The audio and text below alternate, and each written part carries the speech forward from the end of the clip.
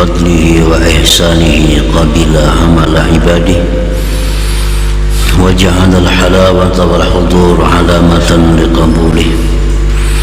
أشهد أن لا إله إلا الله وحده لا شريك له في حكمه وقضائه، وأشهد أن سيدنا محمدا عبده ورسوله أفضل عباده، صلى الله وسلم على سيد رسوله وأنبيائه سيدنا مولانا محمد أشرف أحبابه وعلى آله وصحبه وذريته وأتباعه صلاة وسلاما دائمين متلازمين إلى يوم لقائه. Amma ba'd.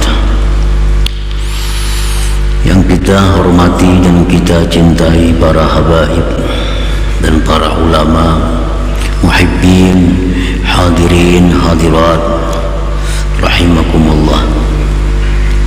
Puji syukur kita haturkan selalu kehadirat Allah Subhanahu wa ta'ala yang memberikan hidayah, taufik dan inayah kepada kita sehingga kita malam ini dapat berkumpul kembali, bertemu di majlis yang penuh berkah dan rahmat ini. Salawat dan salam atas junjungan kita Rasulullah Nabi besar Muhammad sallallahu alaihi wasallam dan seluruh keluarga, sahabat, zuriat dan pengikut beliau ila yaumil qiyamah.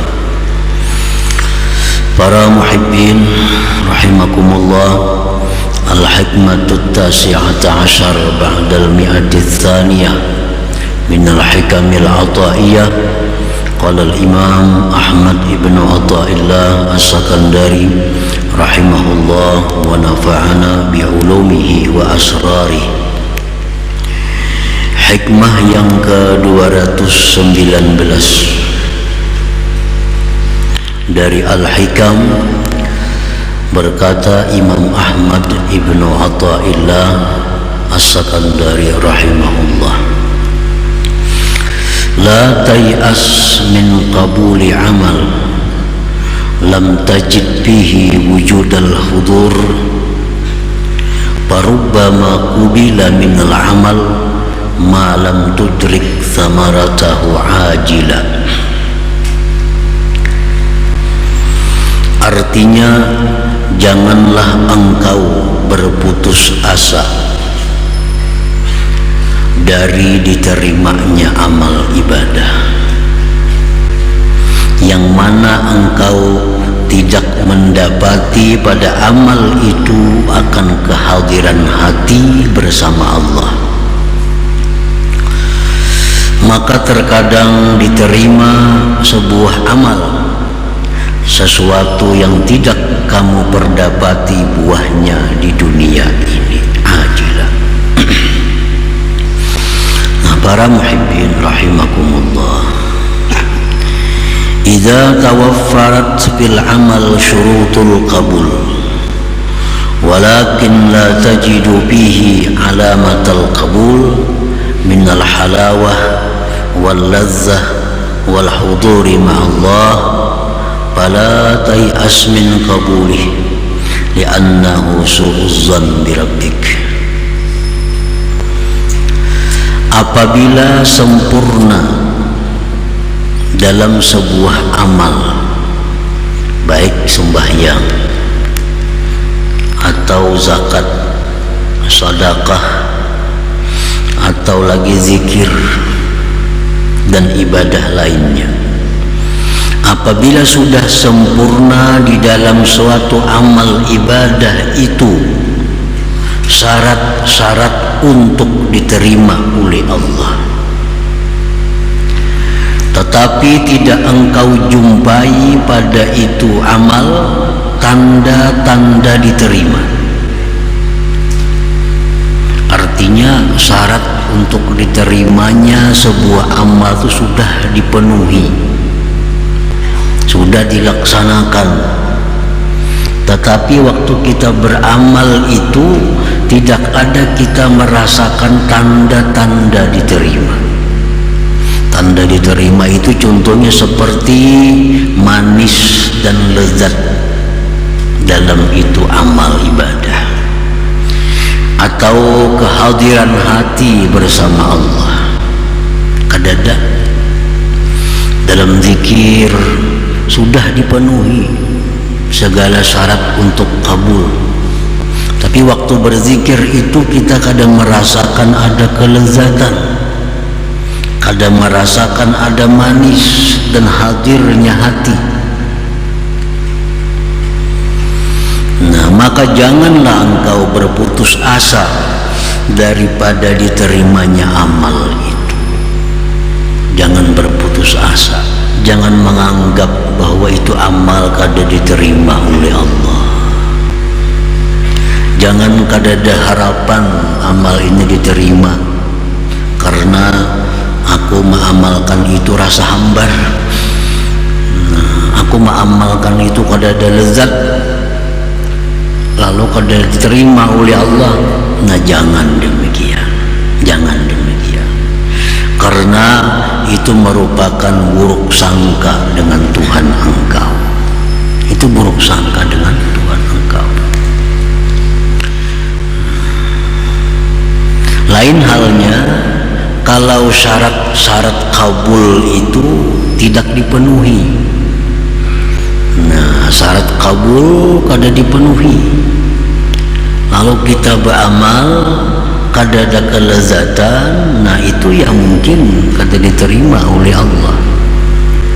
Nah, sedangkan masalah ini adalah syarat-syarat untuk diterima itu sudah dipenuhi, tetapi di waktu melaksanakannya itu kadang merasa ada tanda-tanda diterima. Jangan putus asa, jangan menganggap ini kada diterima, karena itu buruk sangka dengan Tuhan. Wala yanbaghi laka an tatrukal amal li'adami hudurik fih, dan janganlah dan tidaklah pantas bagi engkau meninggalkan suatu amal ibadah yang tidak ada kehadiran hati engkau pada amal ibadah itu. Jangan sekali-kali kulir malas baca Quran. Kenapa bila baca Quran hati kesana kamari? Jangan tinggalkan baca Quran karena alasan itu. Aku indah berzikir. Kenapa bila berzikir hati kesana kemari juga? Nah, jangan alasan itu. Tidaklah pantas bagi engkau meninggalkan suatu amal karena tiada hadir engkau pada itu amal tadi.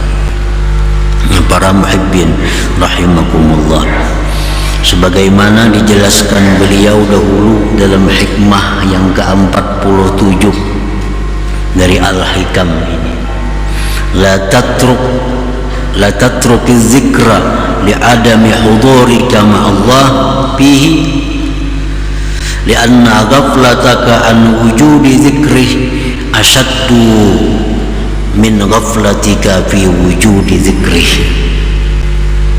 Jangan kau tinggalkan berzikir kepada Allah karena alasan tiada hadir hati engkau pada zikir itu.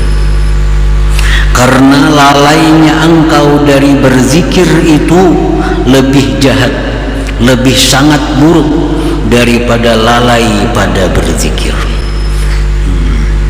Kita berzikir Allah, Allah, Allah, atau la ilaha illallah, nah hati kesana kemari, itu lebih baik daripada kada berzikir sama sekali. Imam Ghazali mengatakan dalam Ihya Ulumuddin, kita berzikir Allah, Allah, la ilaha illallah, subhanallah. Nah, walaupun hati ke lain, tapi mulut kita berzikir itu ada nilai ibadah mulut. Nah, nilai ibadah mulut. Jadi nilai ibadah dari lisan itu ada, walaupun hati kita lalai. Nah, jangan meninggalkan suatu ibadah dengan alasan bahwa aku kada khusyuk, Jangan meninggalkan ibadah dengan alasan aku kada khusyuk, aku kada hadir hati. Apa gunanya aku beribadah? Itu gawian syaitan yang menggoda kita supaya jangan beribadah kepada Allah Subhanahu wa ta'ala. Jadi tidaklah patut bagi engkau meninggalkan amal ibadah karena tiada hadirnya engkau pada itu amal tadi. Jadi laksanakan je zikir 100 zikir la ilaha illallah sabuti-buting kada nang hadirnya hati, kada jadi suhal baik pada kada lalu, baik pada perai lalu, pada muntung kada karuan hati sudah kada karuan, pada muntung beranai hati ke situ kamari. Lebih baik muntung la ilaha illallah, lebih baik muntung ini Allah Allah, lebih baik lisan itu subhanallah. Melarang lisan dulu yang selamat.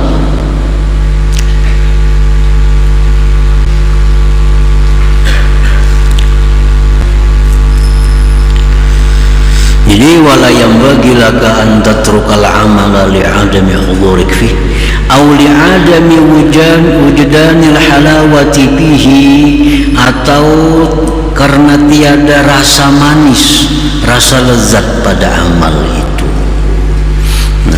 Ada beramal, kenapa aja beramal kada nyaman juga hati.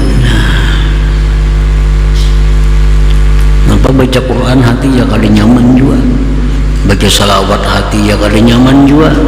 Lalu kada baca Quran, kada berzikir, alasannya hati kada nyaman, kada lezat. Jangan sampai demikian. Farubbama qabilallahu minal amal malam tudrik samaratahu ajila fayu'tika sawabah bil akhirah. Maka terkadang Allah menerima amal sesuatu yang kamu tidak perdapati buahnya di dunia, maka dia berikan kepada engkau pahalanya di akhirat. Nah, di akhirat kita barangkali ada pahalanya. Akan kelezatan dalam ibadah itu merupakan bagian dari balasan Allah di dunia kepada orang berzikir.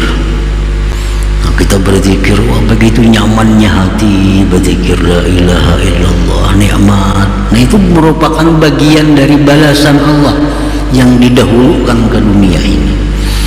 Bila kita berzikir tapi kada dapat itu kelezatan, bukan berarti kada diterima oleh Allah. Boleh jadi diterima, tapi disimpan balasannya di akhirat, disimpan di akhirat.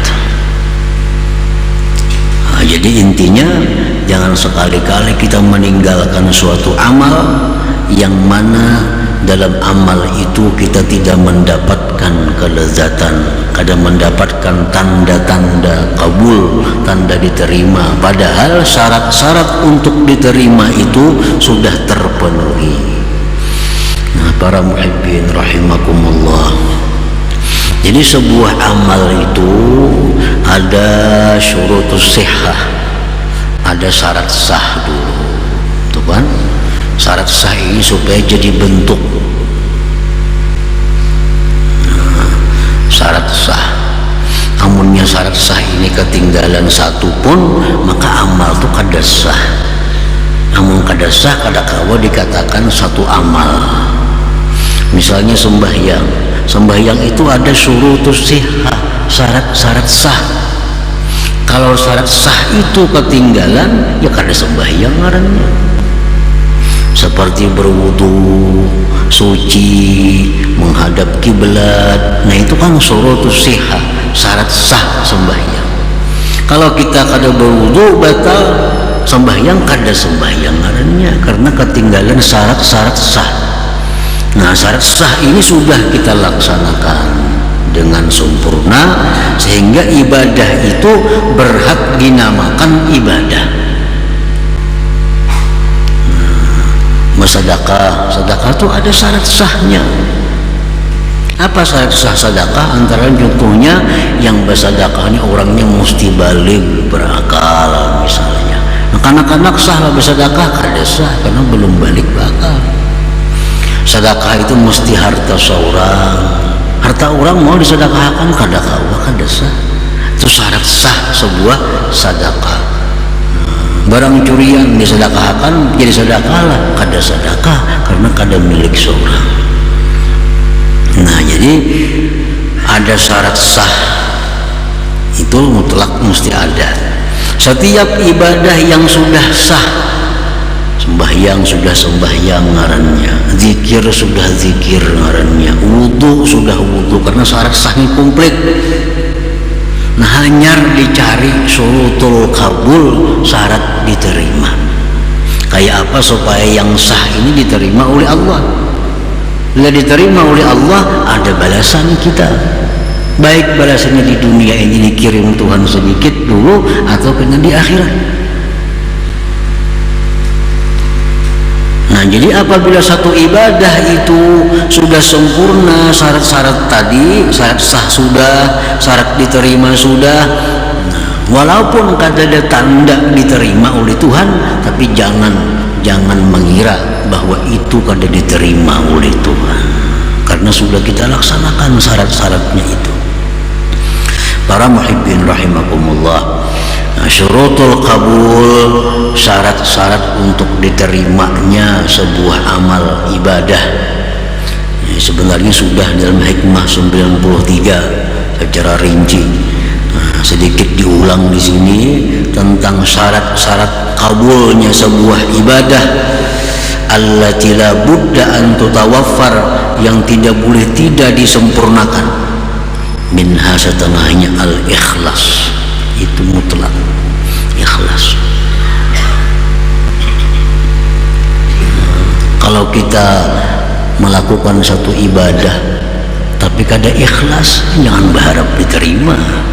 Kenapa? Karena syarat untuk diterima kada cukup, kada karena Allah. Nah, syarat diterimanya sebuah amal, sembahyangkah, zakatkah, sedekahkah, apapun ibadah, itu syarat mutlak mesti ikhlas. Rasulullah sallallahu alaihi wasallam bersabda, la yaqbalullah min musammi' wala mura'i.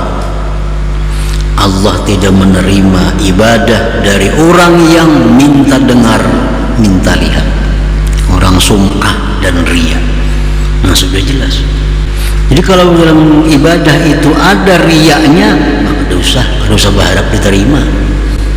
Kada bakal diterima karena syarat untuk diterima kada cukup. Dalam hadis qudsi Allah berfirman, ya ayyuhan nas akhlisu a'malakum lillah fa innallaha la yaqbalu minal a'mal illa ma khalasalah. Wahai manusia, ikhlaskan amal kalian untuk Allah, karena Allah tidak menerima daripada amal-amal ibadah kecuali yang ikhlas karenanya. Nah, jadi ini mutlak. Kalau hendak diterima ibadah apapun yang kita lakukan, mutlak syaratnya adalah ikhlas.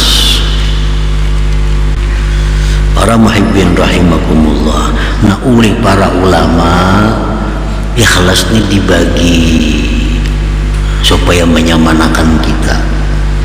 Ada ikhlas nang rendah tapi ikhlas juga ngarannya, ada ikhlas nang sedang, ada ikhlas nang tinggi. Salah satu antara tiga ini sudah masuk ikhlas. Ikhlas yang paling rendah adalah orang yang beramal ibadah karena takut dengan siksanya Allah. Nah, ini berzikir, jangan berzikir takutan kalau mati kan neraka ini. Nah, itu ikhlas sudah, ikhlas, tapi ikhlas yang paling rendah. Sembahyang tahajud, sembahyang fardu sudahnya rajin. Kenapa? Takutan kalau mati kan neraka, namun kada sembahyang. Takutan kalau dikubur kena diazab, namun kada sembahyang. Nah, ini sudah ikhlas. Walaupun kurang disukai Allah, demikian itu. Nah, tingkatan yang kedua ikhlas juga ngarannya, inya beribadah terdurung janji-janji pahala Allah. rajin sembahyang, rajin puasa, rajin bersedekah. Kenapa? Hendak ke surga pang mati. Hendak ke surga mati. Lalu rajin beribadah. Ini ikhlas juga lebih baik dari yang pertama tadi. Ya Imam Ghazali, al-amal 'ala raja a'la minal amal 'alal khawf. Orang yang beribadah itu karena mengharap surga sebagainya lebih baik daripada orang yang beramal karena takut dengan api neraka tadi. Nah, jadi ikhlas yang paling tinggi itu adalah ikhlasnya orang yang beribadah kepada Allah itu semata-mata menjunjung tinggi perintah Allah. Walaupun Allah kadang menyediakan surga, walaupun Allah kadang menyediakan neraka, tapi nengaran disuruhnya tetap ugawi. Nah, ini ikhlas yang tinggi sudah. Ngapain kamu baku-hakun sembahyang? Tuhan nyuruh. Ada kisah surga, ada kisah neraka. Rajin bersedekah. Kenapa rajin bersedekah? Ini disuruh Tuhan. Tuhan nyuruh. Kalau ada harapan apa-apa lain pada melaksanakan perintahnya. Nah, ini ikhlas yang lebih tinggi lagi. Nah, jadi ikhlas semacam itu mutlak syarat untuk diterima sebuah amal. Kita kawajib mengukur diri kita. Kita tadi sembahyang karena apa? Kita tadi bersedekah karena apa? Nah, bila antara tiga tadi, ya ikhlas, masuk ikhlas. Nah, jadi syarat untuk diterimanya sebuah amal itu ikhlas tuh. Ini yang batin. Adapun yang zahir, al-halal bi jami'i ma bika. Halal sekalian yang ada dengan engkau. Nah, ini syarat diterima juga, tapi yang zahir. Rasulullah sallallahu alaihi wasallam bersabda, innallaha tayyibun la yaqbalu illa tayyiba wa innallaha amara al-mu'minin bima amara bihil mursalin. Faqala ta'ala, ya ayyuhar rusul kulu min tayyibati ma razaqnakum wa'malu salihan. Wa qala ta'ala, ya ayyuhalladzina amanu kulu min tayyibati ma razaqnakum. ثم ذكر الرجل يطيل السفر أشعث أغبر يمد يديه إلى السماء يا رب يا رب ومطعمه حرام ومشربه حرام وملبسه حرام وغذي بالحرام فأنى يستجاب له. Artinya Rasulullah bersabda, sesungguhnya Allah itu tayyib, Allah itu baik dan tidak menerima kecuali yang baik. Dan bahwa Allah menyuruh orang beriman dengan sesuatu yang dia suruh para rasulnya. Allah berfirman, wahai para rasul, makanlah yang baik-baik dari rezeki yang kami berikan dan beramallah amal saleh. Allah berfirman lagi, wahai orang beriman, makanlah dari yang baik-baik yang kami berikan rezeki kepada kalian. Lalu Nabi menyebutkan seseorang yang lama dalam musafirnya. Keadaan orang musafir itu usang, berdebu. Dia mengangkat tangannya ke langit sambil berkata, ya Rabbi, ya Rabb, hai Tuhanku, hai Tuhanku. Tapi dia makan, ada yang haram, minumannya ada yang haram, pakaiannya ada yang haram, diberi makan dengan yang haram. Fa'anna yustajabulah, maka mana mungkin diterima baginya. Nah, jadi artinya kalau dalam tubuh kita ini atau pada tubuh kita ini ada sesuatu yang tidak halal, lalu kita bawa beribadah, itu sudah keluputan satu syarat kabul. Nah, bila keluputan syarat kabul ini, jangan berharap kabul, jangan berharap diterima. Orang yang boleh berharap diterima itu orang yang sudah menyempurnakan syarat diterima. Nah, para muhibbin rahimakumullah, wa minha, setengahnya lagi at-taqwa. Nah, taqwa Allah Ta'ala berfirman, innama yataqabbalullah minal muttaqin. Nah, hanya saja Allah menerima amal ibadah dari orang yang takwa kepada Allah. Nah, jadi kalau kita sudah takwa kepada Allah, kita boleh berharap bahwa ibadah kita itu kabul, diterima oleh Allah. Orang yang suka menggibah, takwalah kepada Allah. Kada takwa, kada takwa. Sembahyang diterima, sembahyangnya kada bakal diterima. Sedekah kada bakal terima, karena Allah hanya menerima amal ibadah dari orang yang takwa. Imam Ghazali dalam kitab Ihya Ulumuddin menjelaskan tentang hadis Rasulullah Sallallahu Alaihi Wasallam, mengisahkan tentang amal ibadah kita ini. Suatu amal ibadah yang dilakukan seorang hamba dibawa naik oleh malaikat sampai langit pertama, ditolak. Hanya langit pertama sudah ditolak. Kenapa ditolak? Karena orang ini suka menggibah orang lain, suka menggunjing orang lain. Nah, jadi gibah itu sudah tahu samaan kita, artinya zikruka akhaka bima yakrah, menyebutnya kita akan saudara kita dengan nang inya kada suka. Itu gibah, walaupun itu memang bujur.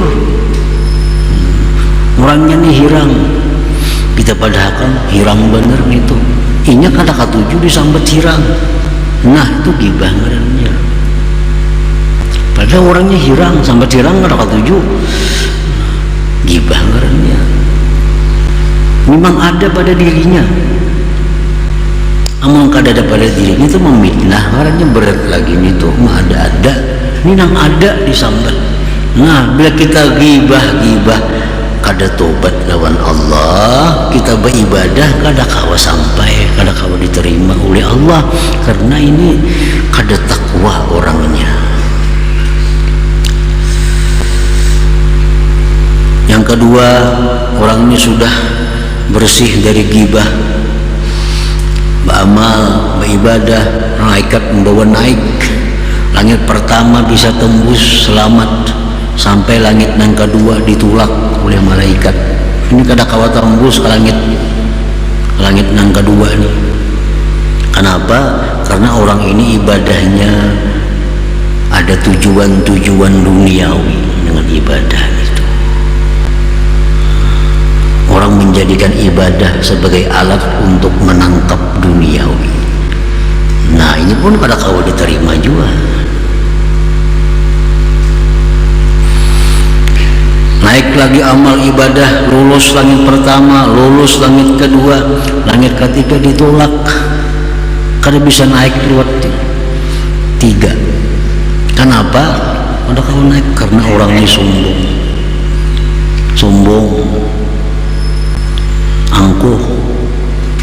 Sampai langit yang ketiga aja juga kada sampai lagi ke hadirat Allah. Pertama lulus, kedua lulus, ketiga sampai langit yang keempat ditolak. Kenapa? Ini beramal nih ujub.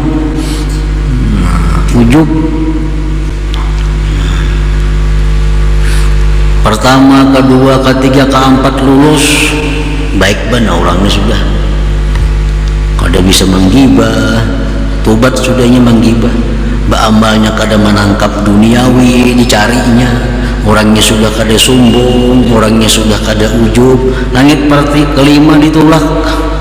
Kenapa ditolak sampai langit yang kelima? Karena orang ada dengki dalam hatinya. Ada dengki dalam hatinya. Hasad. Lulus sampai yang kelima, orangnya sudah bersih dari demikian tadi, sampai langit ke-6 ditolak. Kenapa? Bujur ya orang ini kada bisa menggibah, orangnya kada sombong, kada ujub, kada dengki, tapi inya kada penyayangan dua makhluk Allah, kada balas kasihan dengan makhluk Allah. ada makhluk Allah nang kana bala nya kada peduli, jangankan membantu mendoakan aja kada. Ada orang kesusahan, jangankan membantu mendoakan aja kada. Nah, ditolak juga amalnya. Jadi artinya bahwa syarat kabul amal itu adalah takwa.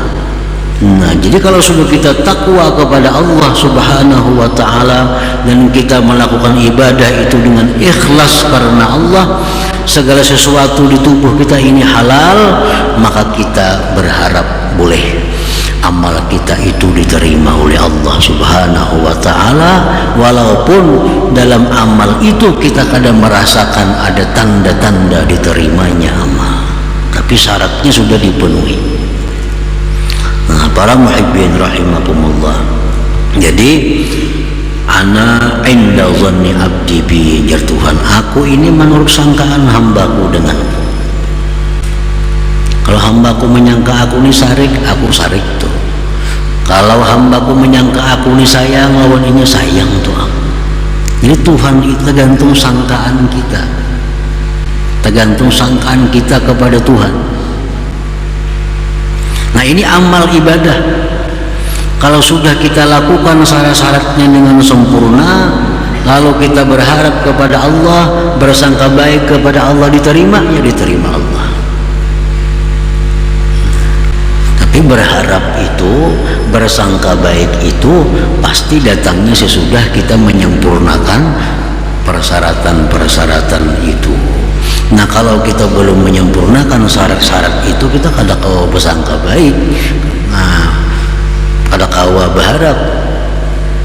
Kita berharap itu bila sudah kita beramal, bila sudah kita melakukan perintahnya. Jadi jar orang misalnya ulahkan ini lah, ulahkan pais, aku hendak pais, jar raja nih datang ke rupo, berharap mudahan terima sidin gantian pais, maulah itu. Kalau sudah kita ulahkan pais sedemikian rupa, nah kita kirimakan, ayo berharap mudahan sidin nerima. Karena si suruhan sidin mau ulah pais, kita ulahkan pais, kita unjuk, ayo aja berharap, ayo aja bersangka bagus sidin menerima sesuai dengan perintah sidin. Amun suruhan sidin ulah pais, kita ulah wadah yang lain perintah, karena kada kau berharap di situ. Jadi harapan-harapan itu sesuai dengan keadaan. Kita taat kepada Allah, lalu kita bersangka Tuhan sayang, doa aku nih kawa taat. Nah, itu bujur sangkaannya. Amun kita maksiat, kaulah bersangka Tuhan sayang, doa aku kada kawa rahat maksiat, bersangka Tuhan sayang. Kalau Tuhan sayang, pasti Tuhan kerjakan kita, Tuhan amalkan kita dalam taat kepada Allah Subhanahu wa ta'ala. Nah, para muhibbin rahimakumullah, janganlah putus asa, janganlah kada berharap diterimanya amal yang tidak didapati pada amal itu tanda-tanda diterima. Karena Allah itu bisa menerima amal tanpa memberi tanda, tanpa memberi buah dalam dunia, namun disimpan buahnya di akhirat untuk orang yang beramal tadi. Selama orang beramal itu memenuhi syarat-syarat untuk diterimanya sebuah amal. Nah, kemudian hikmah yang ke-220 insyaallah.